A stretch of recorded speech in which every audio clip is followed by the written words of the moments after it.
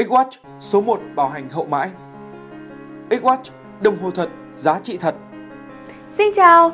Thưa quý vị, tại Việt Nam những năm gần đây thì xuất hiện không ít những chiếc đồng hồ từ 100 đến 200 ngàn USD và vô số những chiếc đồng hồ dưới 100 ngàn USD. Người Việt đang chơi đồng hồ như thế nào? Hôm nay hãy cùng với Thu Hoài thâm nhập vào giới xanh đồng hồ tại Việt Nam để hiểu rõ được thực hư nhé! Việt Nam, mảnh đất màu mỡ. Theo một người trong giới sành đồng hồ, thú chơi đồng hồ tinh xảo xuất hiện từ trước khi những chiếc siêu xe và máy bay cá nhân về Việt Nam. Cách đây hơn 10 năm thì đã có dân chơi Việt sở hữu những chiếc đồng hồ trị giá 100.000 USD của Rolex, trong khi vào thời điểm đó, giá đất, giá vàng vẫn còn rẻ như bèo. Đầu năm 2009, khi chiếc Speedmarine Tourbillon Mk2 được nhập vào Việt Nam, chiếc đồng hồ này được coi là có giá danh chính ngôn thuận đắt nhất Việt Nam lúc bấy giờ, khoảng 120.000 USD, và mang số thứ tự là 6 trên 25 chiếc được sản xuất giới hạn.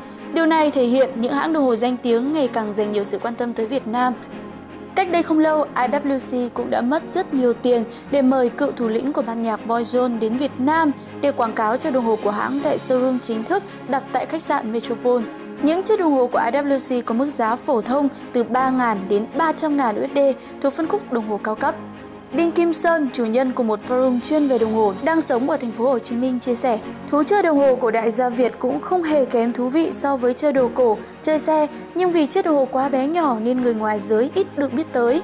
Còn việc sở hữu những chiếc đồng hồ giá cả 100.000 USD hiện nay trong giới chơi đồng hồ Việt thì không phải là hiếm.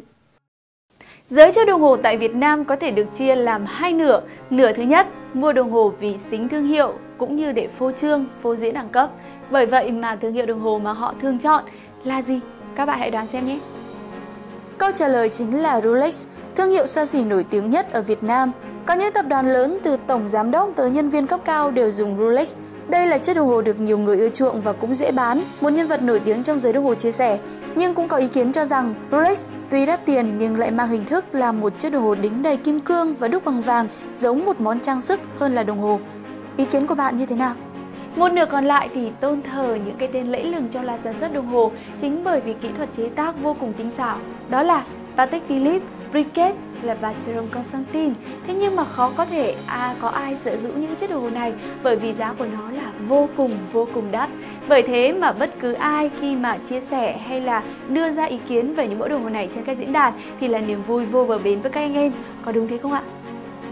Tổng kết lại thì theo giới am hiểu đồng hồ, tại Việt Nam, giới sành đồng hồ chủ yếu chơi dòng đồng hồ Day-Date, chỉ thời gian vào ngày tháng, hay là đồng hồ chronograph, đồng hồ ghi thời gian, với những hệ thống báo giờ độc lập cho biết thời gian trong ngày và những khoảng thời gian ngắn khác. Theo những người sành chơi thì những chiếc đồng hồ trị giá trên 1.000 USD của Rolex hay là xuất hiện những chiếc Speedmarine Tourbillon Mk2 trị giá 120.000 USD chưa phải là những chiếc đồng hồ đắt nhất mà người Việt sở hữu. Có thông tin cho biết rằng chiếc đồng hồ đắt nhất phải là chiếc Tourbillon vỏ bạch kim của hãng Breitling, Thụy Sĩ, có giá là 215.000 USD mà chủ nhân là một doanh nhân có thú sưu tập đồng hồ, điện thoại và những siêu xe danh tiếng.